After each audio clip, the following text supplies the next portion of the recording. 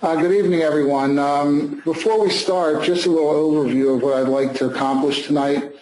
I would like to explain to the participants a strategy for developing an AMD Center of Excellence by using products developed by iMaginations to educate patients at all times during their interaction with the practice.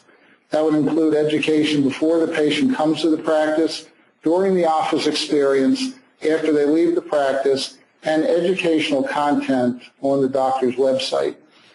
In 2007, I became very interested in macular pigment density screening because I found a technology that for the first time could measure the density of a critical layer in the macula that, if found to be deficient, would present a significant risk factor for developing age-related macular degeneration.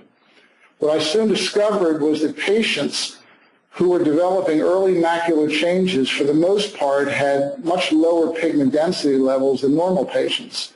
When these patients were treated with specific formulated supplementation, pigment levels could be restored to normal levels, and I was not seeing really any progression of disease. So what if we could screen all patients and pick up low pigment density levels in patients who did not show any signs of macular disease? Wow, maybe we could prevent macular disease from ever starting.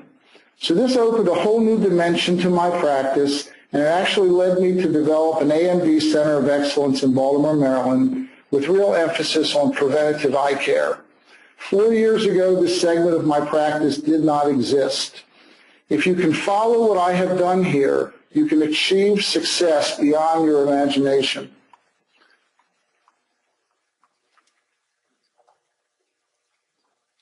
From an organizational standpoint, there's huge opportunity here. We're going to talk a little bit about the causes of AMD, what actually protects the macula, the macular protective pigment layer. Can we measure this layer? Can we treat low pigment density? What is the most effective supplement? We'll talk about genetic testing. We'll get into disease detection, working with retinal specialists, a strategy, my strategy for success, and findings of what I've found over the last 4 years. And it's tremendous satisfaction, practice growth, increased referrals, and there's actually really huge revenue here. What is an AMD Center of Excellence? An AMD Center of Excellence is a new practice approach in the prevention, diagnosis, management, and treatment of age-related macular degeneration that uses patient educational tools developed by iMaginations to educate patients during all interactions with the practice. This is what I call my toolbox. There's education, there's monitoring, which is screening technology, there's treatment to prevent oxidation, there's detection using diagnostic technology, there's testing for risk of progression using genetics, and there's working with a team of retinal physicians. Why develop such a center? Huge opportunity. Beginning January the 1st, 2011, every single day more than 10,000 baby boomers will reach the age of 65. That's going to keep happening every single day for the next 19 years. It's a huge number of patients. In our practices, there's 2.7 million new dry AMD patients per year in North America until 2050, on top of the 15 million existing patients. There's 1.7 million existing wet AMD patients with vision loss and 210,000 new cases per year requiring monthly treatment. And there's only 1,800 total retinal specialists in North America, so there's a huge disparity. Each at-risk patient represents approximately $800 in annual gross revenue to the monitoring eye care physician utilizing the tools illustrated here. AMD facts, it's the leading cause of blindness for people over the age of 55. It's more common than Alzheimer's, breast cancer, and Parkinson's disease combined. It affects 1 in 5 families. If you're a smoker, there's a 3 times greater risk. Over age 60, it affects 1 in 10. Over age 70, it actually affects 1 in 4. We know there's two major types of AMD. One is the dry type, the other is the wet type. The impact, nursing home admissions 3 years earlier, twice as many falls, 3 times higher incidence of depression, 4 times as many hip fractures, deaths occur 2 years earlier, and here's a real fact, that patients with AMD would trade 30% of their remaining life to regain their vision. We know these risk factors. These are what you can't change. You can't change family history, age, gender. We certainly can't change eye color. We can change cardiovascular disease. We can do something about sun exposure, smoking, and the last is low macular pigment. Low macular pigment, this is the one that optometrists can most easily modify. Macular degeneration causes. AMD is actually an oxidative process. Another oxidative process is actually rusting. And when you think of AMD, you can think of rusting. What causes oxidation? Certainly high energy blue light. Blue light is actually part of the visible spectrum. It's not part of the ultraviolet spectrum. It causes the oxidation of the retinal pigment epithelial layer, which leads to the formation of drusen. In the retina, we have the inner retina, we have the photoreceptors, we have the retinal pigment epithelial layer. Blue light actually gets all the way down to the retinal pigment epithelial layer, and here's where you see the formation of drusen. We also have free radicals causing oxidation. Free radicals are unstable molecules that are formed in the highly metabolic retina and other metabolic areas of the body. The cellular metabolism actually is what causes the free radicals, which again leads to oxidation of the photoreceptors, and again we have drusen. So it's very important to remember the main two causes of the dry macular degeneration. Are we born with macular protection? Why is macular degeneration age-related? What prevents young eyes from the corrosive effects of AMD? Why doesn't everybody get it? What actually protects us? The criteria for good macular protection, it has to be found in the macula. It must be a potent blue light filter. It must be a potent antioxidant. So what can really satisfy this criteria? Research is showing the answer is macular pigment. Macular pigment is our protection. As you can see here in the previous slide, it actually resides anterior to the photoreceptors, but it actually has a dual action. We know that it blocks blue light, but it also quenches the free radicals that are responsible for the oxidation. Macular pigment is equal to carotenoids. There's over 600 carotenoids found in nature, 50 in the typical American diet, 22 in blood, 15 isolated in blood serum, but there's really only 3 in the macula: lutein, zeaxanthin, and mesozeaxanthin. As you can see here, this is a picture in my office that we took using a Heidelberg OCT, and this isn't actually showing the actual pigment layer, but we've superimposed that to show its location. Can we measure macular pigment? The answer is yes. We, in our practice, use an instrument called a macroscope. It's based on heterochromatic flicker photometry. It's not the only instrument available. It's the one that I use. It's affordable. It quantifies the pigment density layer, and we can prescribe oral supplementation based on these levels in addition to other risk factors. Do most eye care professionals routinely measure macular pigment levels? The answer is no. When I ask many doctors, are they screening for macular pigment optical density, they don't have any idea what I'm generally talking about. And the reason for that is there's a lack of awareness of screening technology. There's really a lack of awareness of macular pigment. Doctors will say, well, if I can't bill for it, I don't want to invest in the technology. And it's just another obstacle in the examination routine. We've taken the whole billing the patient for this screening technology out of the equation, because what we've done is we've included it as part of every comprehensive eye examination that we do.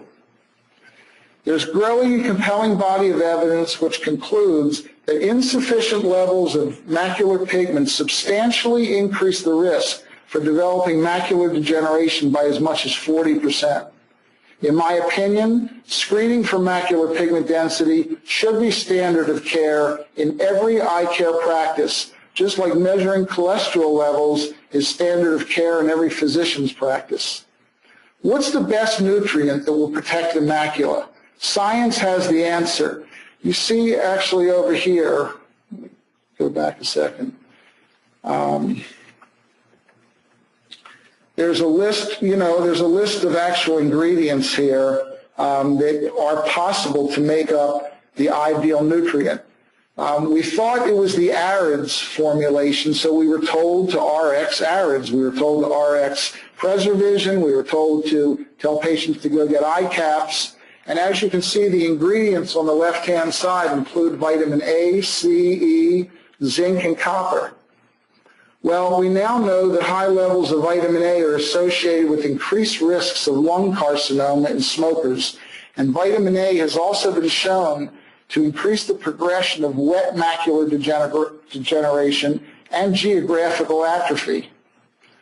So now we're told to RX ARIDS 2. So what they've done, they've taken out vitamin A, and they've included omega-3 fatty acids, and they've also included lutein and zeaxanthin.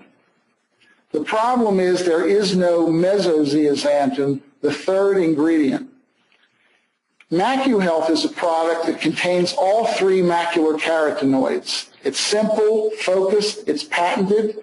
You can see the formulation down here, 10 milligrams of mesozeaxanthin, 10 milligrams of lutein, and 2 milligrams of zeaxanthin. And the important thing is that mesozeaxanthin is the critical carotenoid. It's localized in the fovea. It's the most potent antioxidant. It has the highest blue blocking capability. There are no contraindications. It's easily deficient in the typical diet, and it's in a soft gel application really for better absorption. This is a terrific article by Richard Bone, John Landrum, Stephen Beatty, and John Nolan. These guys are really experts on macular pigment density, and they talk about the fact that mesozeaxanthin is the critical carotenoid.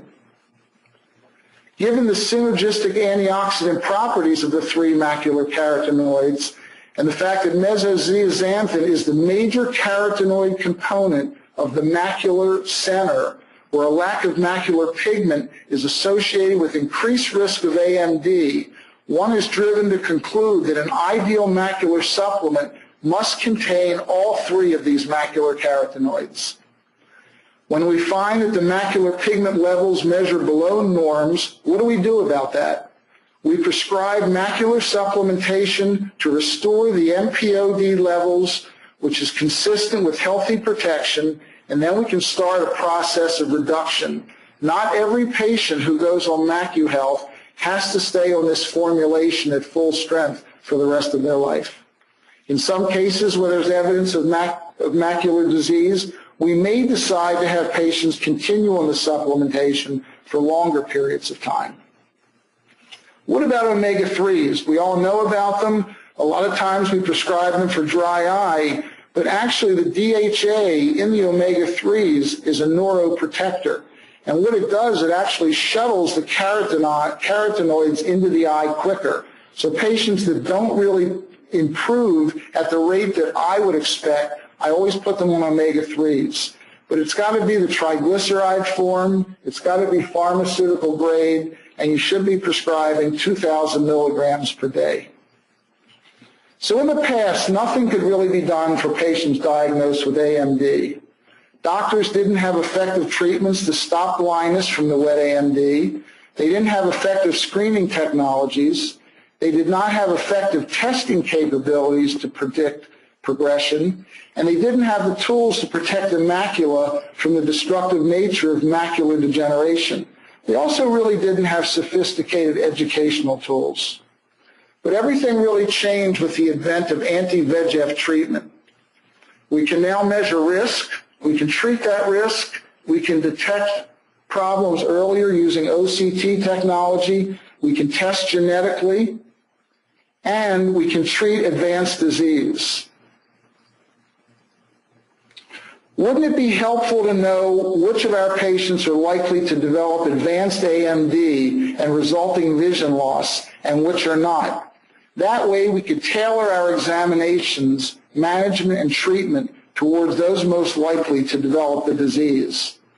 Genetic testing, macular risk measures an individual's inheritable risk factors and combines them with a patient's smoking history to identify an individual's prognosis for developing vision loss from advanced macular degeneration.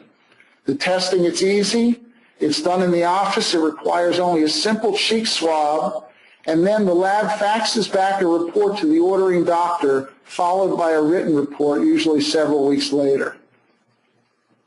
Genetic markers plus smoking allow an individual's risk to be determined. Risk is categorized into one of 5 groups.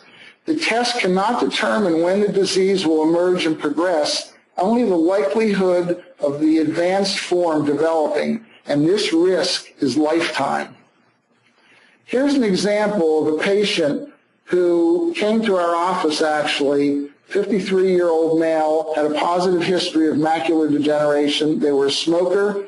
Recommendations were retinal exams annually, Amsler grid weekly, and we prescribed oral supplements. However, when we did the genetic testing, the macular risk score equaled 5. So now our recommendations completely changed.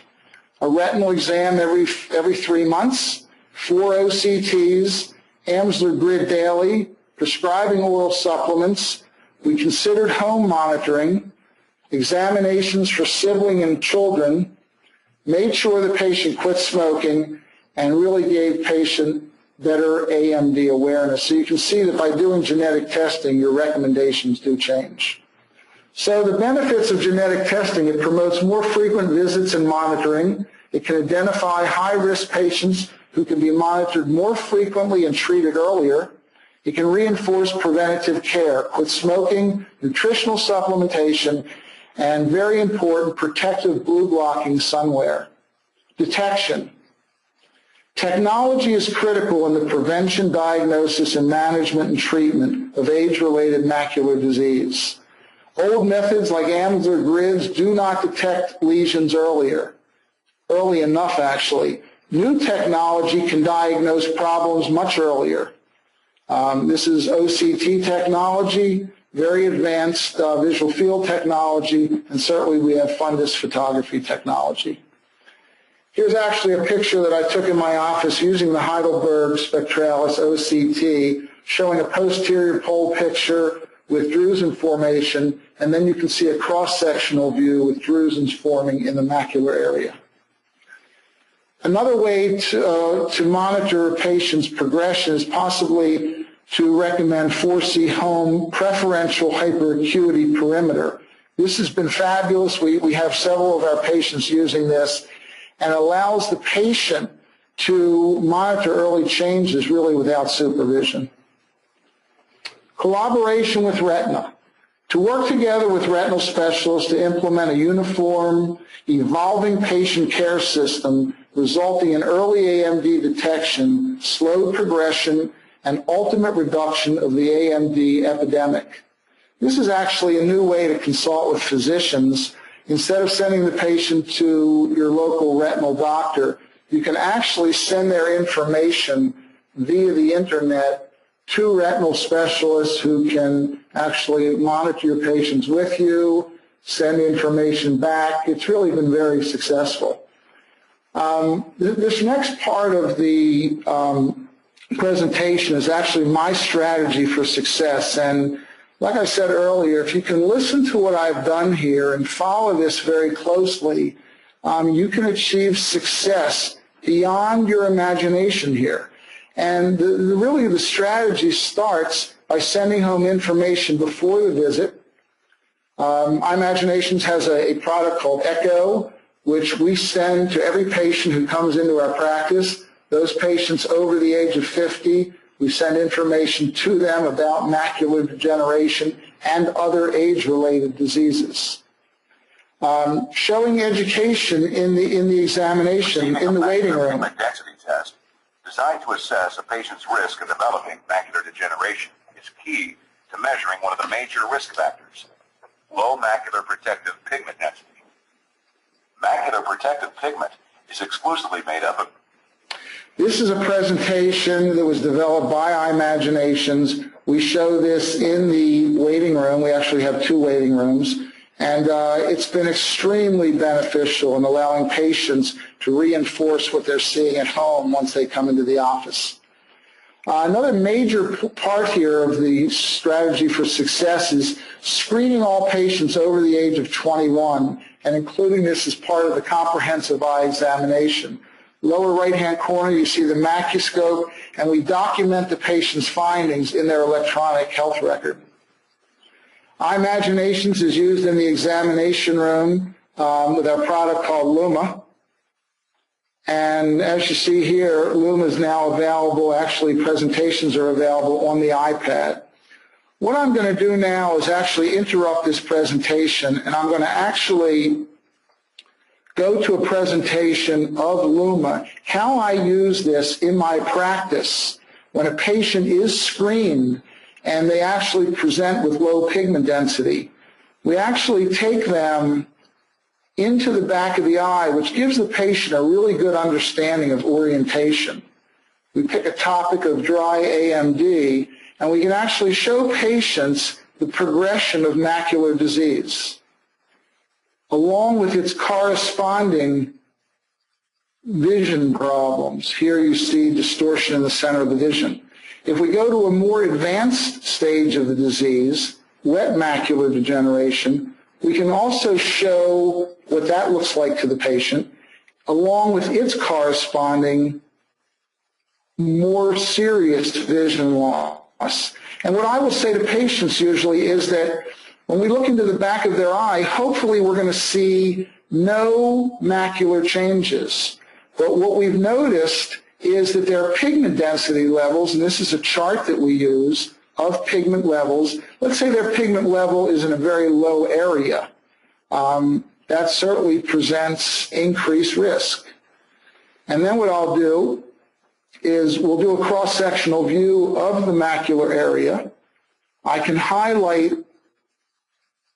the macular pigment layer and show the effects of blue light coming into the eye, oxidizing the retinal pigment epithelial layer and showing the formation of the drusen. If we improve the pigment density, if we make that density thicker, we can actually hopefully prevent macular disease from ever happening. And this is a really very compelling understanding for the patient. They get it. They understand the orientation, they understand macular degeneration, they see progression, and they see with the prescription of oral supplementation how we can actually prevent problems. Now, another area for strategy of success is actually in the optical dispensary. I'm not sure how many doctors or practitioners out there are actually prescribing melanin polarized sunglasses. This has become our main sun lens protection in the optical dispensary, and the benefits here, aside from ultraviolet protection, is we have blue light protection along with the polarization effect. And the blue light, like I mentioned before, primarily is very dangerous to the retinal pigment epithelial layer. For strategy of success, continuing, the patient will purchase a 3-month supply of MacuHealth. A 3-month follow-up is scheduled at the point of dispensing, and the follow-up visit is actually done at no charge unless there is a subsequent medical diagnosis. We provide every patient with a report that is specific for their pigment density. It talks about their risk factors, and it's almost like a report card that we give to the patient so that they can monitor their success. Again, continuing with this strategy, when the patient leaves the practice, we have information sent home, again using Echo, and we also certainly recommend that patients go into our website. iMaginations has developed what we call 3D Eye Online, And this is a new service that allows you to seamlessly integrate iMagination's premium animations into your practice's website using our state-of-the-art web technology. Findings. We have found in the last 4 years that increases in pigment density begin in 3 to 6 months. Our goal is to restore the pigment levels, which is consistent with healthy protection, and then we start a process of reduction. Some patients have shown reduction in drusen.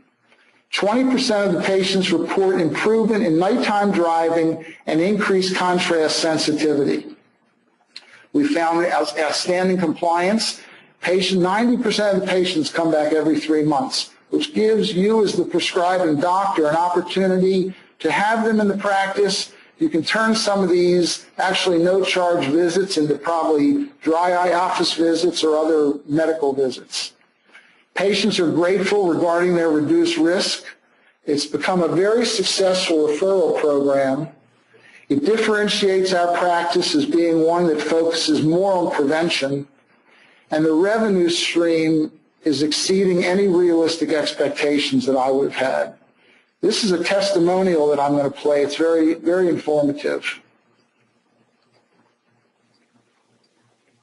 Hi, everybody. I'm Frank Luber from WCB, and I just want to tell you the great success story that I've had coming here to Lens and I with Dr. Stephen Sopher and all the others here, Stan, Danielle, Dr. Sopher's wife, Sheila. But the real story is how much Dr. Sopher has done for me through all his advanced technology and diagnostic equipment. And the short story is basically this. I came in here with the beginning stages of macular degeneration, which could only have gotten worse had I not had it detected.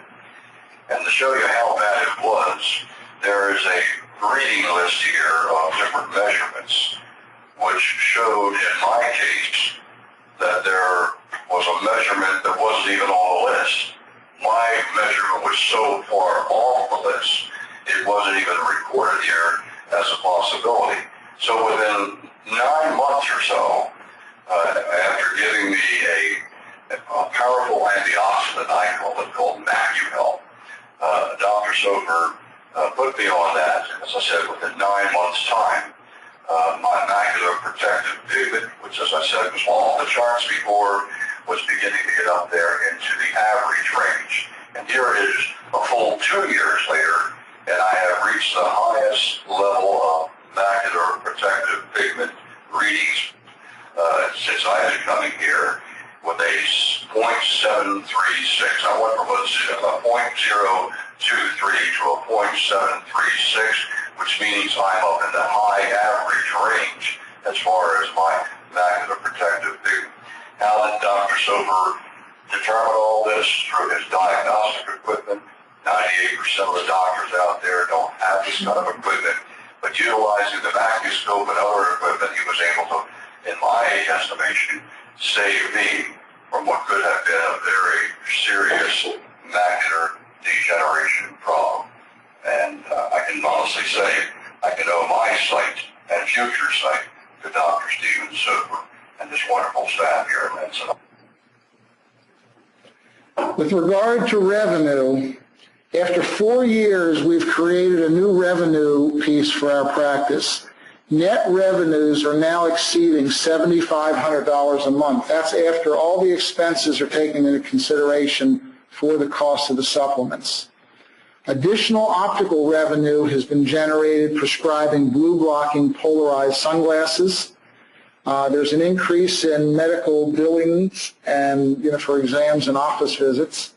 But the services provided cannot just be measured in terms of dollars and cents. We are significantly reducing a major risk factor in the development of macular degeneration, and like Mr. Luber said, our patients are forever indebted.